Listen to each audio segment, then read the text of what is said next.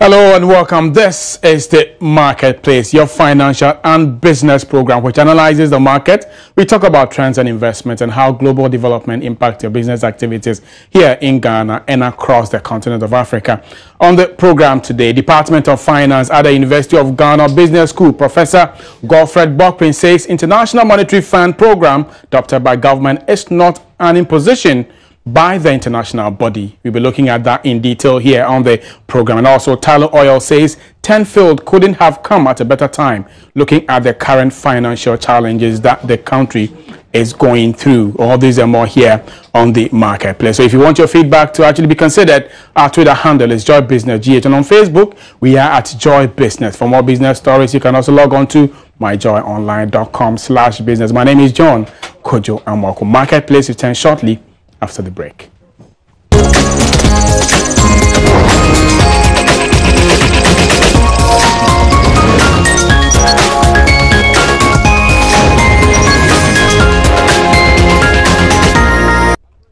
You're welcome back, and this is your financial Marketplace. In our first story, the head of the Department of Finance at the University of Ghana Business School, Professor Godfred Bokpin, has indicated that the International Monetary Fund's program adopted by government is not an imposition by the international body.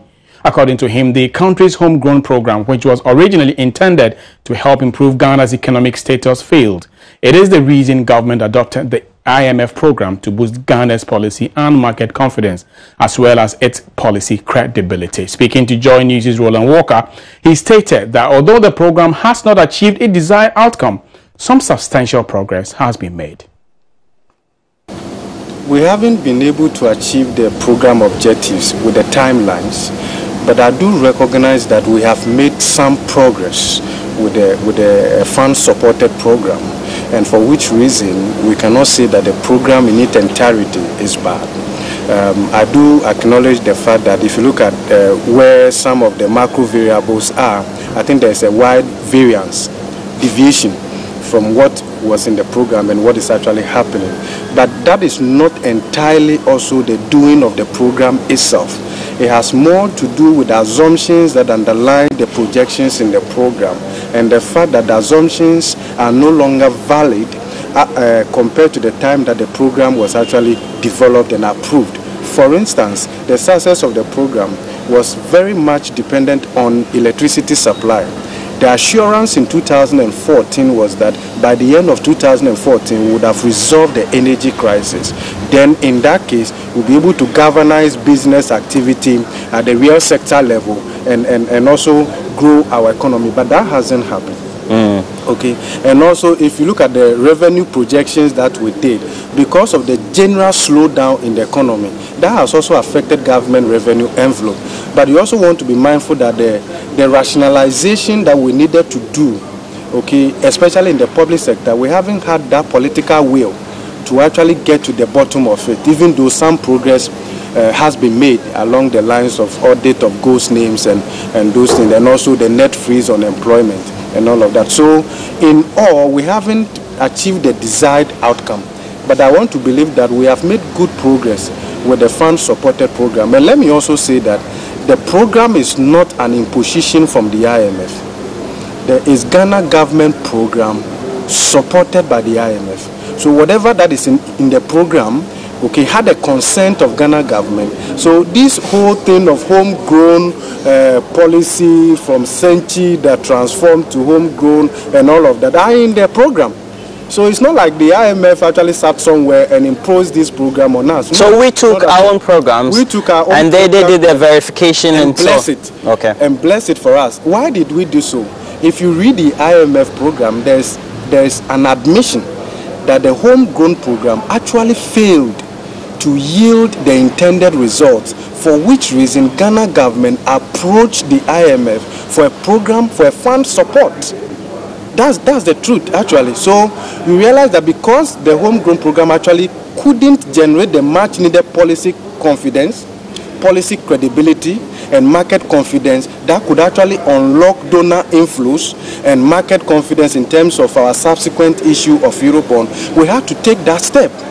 and go to the IMF in order to get that policy credibility and the market confidence. That was what we did. As a lower middle income country, your tax effort should not be lower than 25%. Tax effort here is a total revenue Ghana government is able to generate on its own, scaled by our GDP.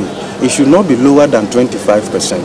We are currently doing around 17.4% or 18%. So that is not good. There's revenue gap. And then again, our expenditure is way up there. So there's a huge funding gap that has to be closed. And we have done this over the years by resorting to borrowing, both domestic and then external. They all have consequences. But if you also look at the structure of our economy, we are very much dependent on primary commodities. And we don't have control over the terms of trade over them. So any development in the commodities market just affect that directly, our international reserves as well as government revenue envelope. Quite detailed there. We'll surely be exploring this further in our subsequent bulletin here on the program. US-based Ghanaian professor is advising academia and industry to aggressively explore networking and collaboration in the job market. Professor Emmanuel Akwa, who lectures at the University of Maryland Eastern Shore campus, says the present business environment needs people who can connect with others for growth. The summer school brings together experts and professionals in various fields of academia, industry and governance to share practical ideas. They openly debate key players within the context of sustainable and accelerated national development. The school also encourages public and private sector service providers to deliver satisfactorily to the citizenry. Professor Akwa explains the importance of networking and advocacy to industry and training institutions. Who is there to advocate for you for resources? Advocacy is also synonymous with your champions. Who are your champions outside there? Because as resources continue to become scarcer and scarcer, you need some individuals who will be out there advocating for your needs and serving as champions. You do have many alumni who are in very, very powerful positions in certain organizations, and you have to try to ensure that you bring them into the networking. He also encourages industry to have people he describes as champions to drive the national development agenda through research. To ensure that you have your research and development capability statement properly developed. It could be by college, it could be by a center, it could be by the whole university. In reading your annual research report, fantastic work is there. Most of the information out there is a matter of tweaking it to suit particular donor or agencies. Minister of Trade and Industry, Dr. Ekospi Gabra, urged academia and industry to work closely together. So I'm talking about a dramatic change in our national curriculum.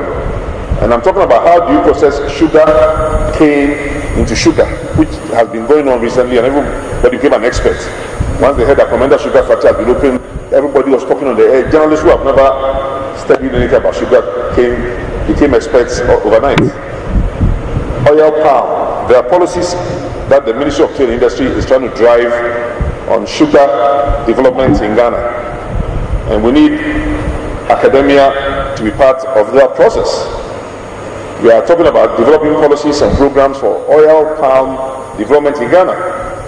Vice Chancellor of the KNUST, Professor Kwesi Obri-Danso, is optimistic this year's edition will prescribe solutions to propel Ghana's development agenda. Professor Obri-Danso believes greater stakeholder collaboration is critical for utilizing scarce resources for a prosperous Ghana. I'm therefore happy that this summer school concept is creating a platform for experienced resource persons, experts and professionals for academia, industry and government to share practical knowledge, technology and experience gained through hard work over the years. And with your dedication, open debate to issues I'm sure together we can solve some of our national developmental challenges. Mahmoud Mohammed Nuruddin's report.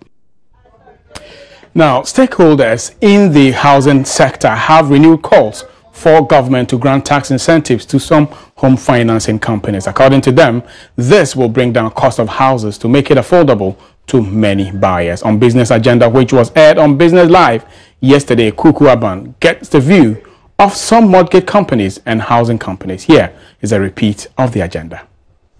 It's Thursday once again. You're welcome to the Business Agenda on Business Live.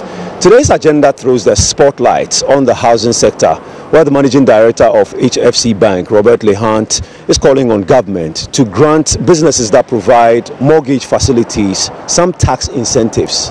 According to him, this will go a very long way to drive down the costs and the price of mortgages in the country. Currently, mortgages are selling between $60,000 and $70,000 in the country. That's approximately 240,000 Ghana cedis. Incentives, he believes, would drive down the cost significantly. The problem with the mortgage financing really centers around two things. One is the supply. What are the prices that people are able to get a house in Ghana? A lot of the market are providing houses at around $60,000. There are very few people at the prevailing interest rate that will qualify for 240,000 Ghanaian cedis. And a big part of why the average Ghanaian is not able to afford also centers around the interest rate. Housing the population, it's such a critical thing that I feel you cannot allow for mortgages to be subjected to just market rates. And by that I feel that there might be some bit of incentive, fiscal incentive program, tax relief programs to people who are doing mortgages that might be able to be put in place to help bring down those interest rates. One of the solutions that I had put forward is that if, for example, all mortgages that are 250,000 Ghanaian cedis and less, if the interest income on those mortgages could be tax-free. HFC, if I could say emphatically that any relief that is given to us, that we will definitely pass it on to the customer. You heard Robert Lehant. He's the Managing Director of HFC Bank. And I'm sure you're wondering what reaction there would be to this. Well, the Sales and Marketing Manager of real estate company, Def Traco, Eugene Brekrang, agrees granting tax incentives to businesses that provide mortgage facilities to the populace will go a very long way to drive the prices down. According to him, difficulty in accessing low-cost financing for building houses drives mortgage prices up, the reason why a lot of people cannot afford it. So the incentives, according to him, will bring it a lot more down and will make a lot of difference. It is a good call for that and even more, to be honest. I mean, the biggest contributor to the home ownership situation, I think, is our financing. A lot of it, we can't do anything about it unless we're going to start local production of many of the inputs that goes into houses. And the financing comes with how houses are built, how they are paid for. A lot of the developers have to take loans from the bank at very exorbitant rates. When they finish building, they need to pay back the bank. Then the consumer in the end needs to go back to a bank or a home financing company and say, listen, I need a loan to buy a house. On top of that loan, the government wants some taxes. So you can see the compounding. This is why people feel that it's very expensive to own houses. I don't know, we are too low with the number of houses that are owned by Ghanaians. Because of this, when you draw up the risk profile of people in your banking workings, it's so poor that people have to pay higher rates for accessing other services. So there's a lot more to be done. So I think that getting a tax haven is a good first step, but the major problem will be how do we solve the financing problem with home ownership in this country. Eugene Brekrang is the Sales and Marketing Manager of real estate company Def Traco. Do make a date with us next week for another edition of the Business Agenda, right here on Business Live. And right here, this is the Marketplace. We're taking a short break. We are back after this.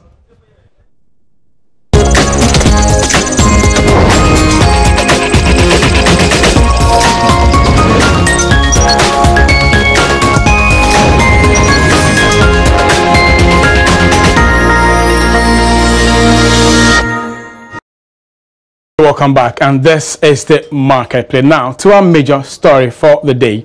President John Mahama yesterday turned the production valves on the Trinidad Enyira and Ntomi FPSO fields to official commence production on the field. But for Tullow Oil, this development couldn't have come at a better time, looking at the current financial challenges that we are going through as a country. George Rafi was on the FPSO and John Evans at a mill for the official commissioning and has come through with this report.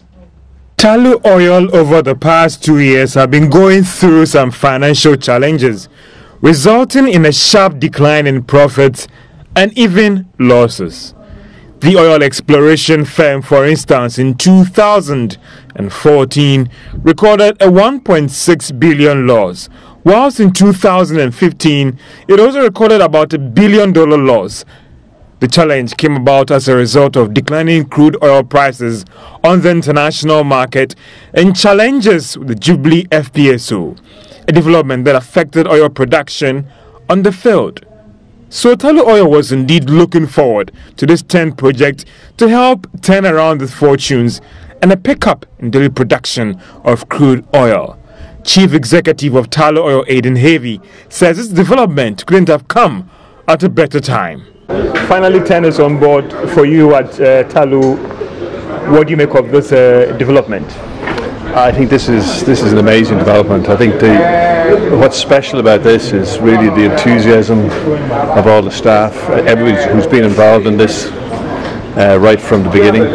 You know, what you've seen is, you know, from the explorationists here in Accra and Cape Town and London and Dublin who've been involved in this. When I went out to Singapore to see the enthusiasm of everybody there, it's been fantastic. And now to come on board and everybody here is so excited about it. I'm very proud of what they've achieved. You know. I followed your financials recently, and it hasn't been that interesting. For you, what will this field coming on stream mean to you in terms of your financials, your fortunes going forward, in times when crude prices have been misbehaving, let me say that? Yeah, well, I suppose the oil price falling down has affected all the companies, and we decided right at the start of the collapse in the oil prices that we would continue to invest very heavily in Ghana, and you know, the 10 project was a major project, so we built up quite a large debt position to fund this project, and you know, to have it on stream now is fantastic because, you know, it's our capital expenditure commitments are finished. You know, this is the big major project and it's done, and it's great to have it on time and on budget, so it'll have a big change. So you expect some great improvement in your financials going forward? Oh yeah, absolutely. I think also as well, I think which is interesting for ourselves and for our partners, but more importantly for Ghana, I think the oil price has stabilised, and I think you're probably going to see a rising oil price, and so to have a great field like this coming on stream at a time when I think things are stabilised in the market, I think it's great for us and it's great for the country.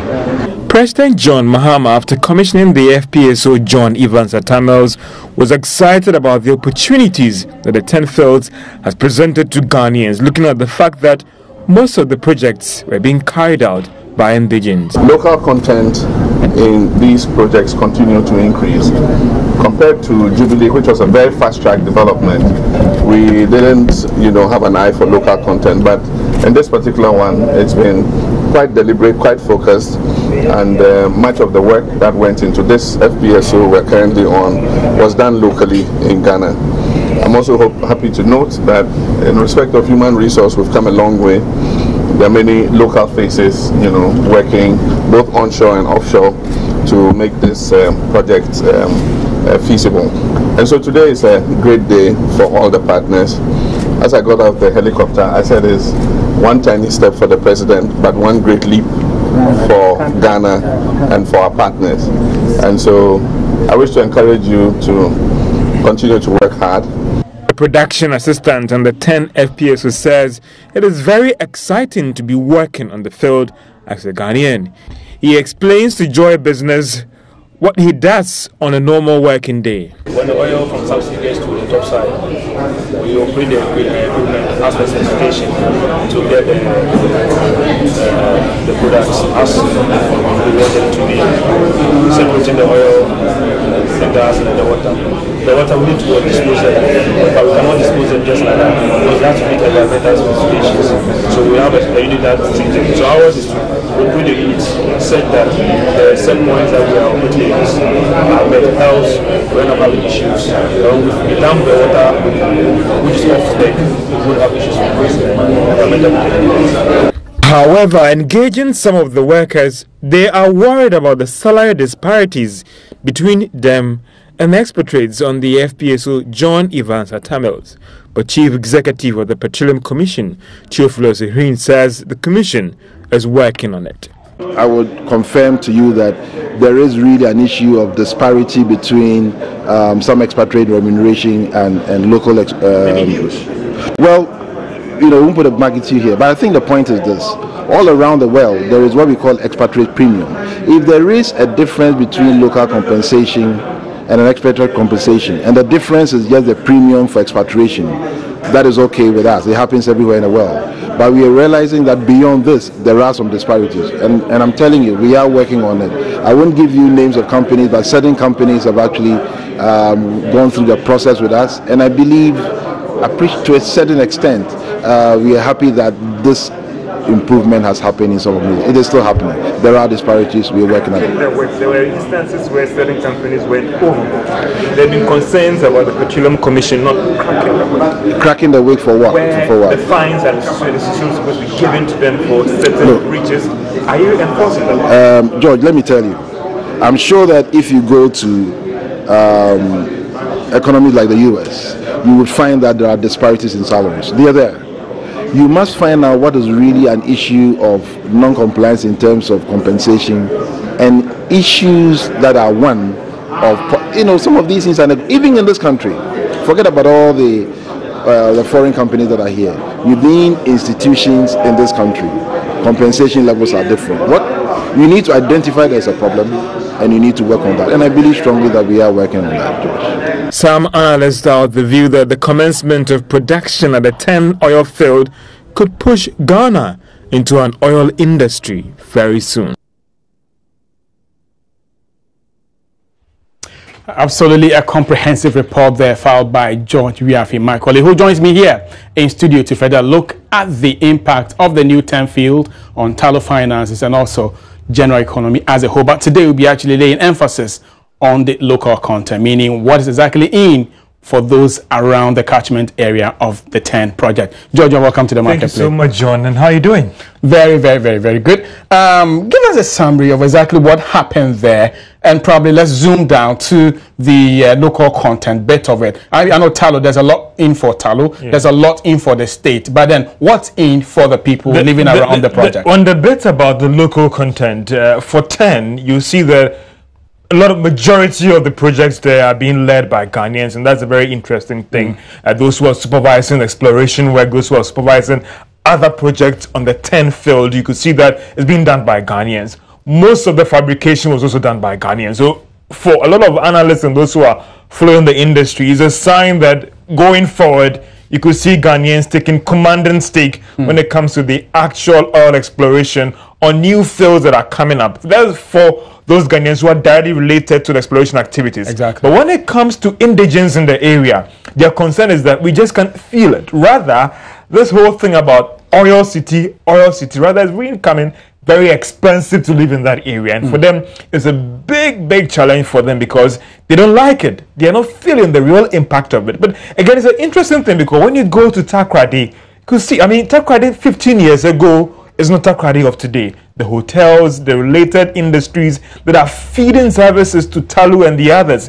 It's something that you have to see. But there's a whole argument about how do we make sure that the wealth that comes in trickles down to indigents. Let's like what we have in the gold industry. Exactly. Where there's complaint that let's set up a development fund so we can use that specifically to support indigents in the area where these minerals are being extracted. Is it not a function, or is it not supposed to be a function of the Heritage Fund, for example? Well, we're looking at future generations, John, here. So the people of today are not future generations. So it's about how do we craft the whole thing to ensure that revenue that comes to consolidated fund, we find ways and means to spread it so that the indigents will get. When I engage the people also, The argument was that even with respect to employment, you're bringing in people from Accra and not people from Takoradi. I do know the answers these companies will also give for bringing in people from outside to do with the fact that those indigents aren't that qualified in terms of. But some of them argue that they are qualified. I'm sure, George, would have to come back to this particular subject because I do know that you have a lot at your sleeves to really give our viewers, but time will not really permit us to do that. Thank you very much for passing. Thank you so much, John. We'll definitely look at that again. It's great to be on the marketplace. Yes, thank you. Thank you for coming. Good. So that was my colleague George Biafi there, bringing us up to speed on events and happenings back there in Takoradi. So far as say the 10 project is concerned, I'm sure we're definitely going to come back to it and explore further what exactly it's in for the indigents right there in Takoradi. Now, this is where we draw down curtains on today's edition of the Marketplace. You can stay interactive by joining us on Twitter. It is Joy Business GH, and on Facebook we are on Joy Business. For more business stories, you can also log on to myjoyonline.com/business. My name is John Kojo Amok. Have a very wonderful afternoon and a very good weekend.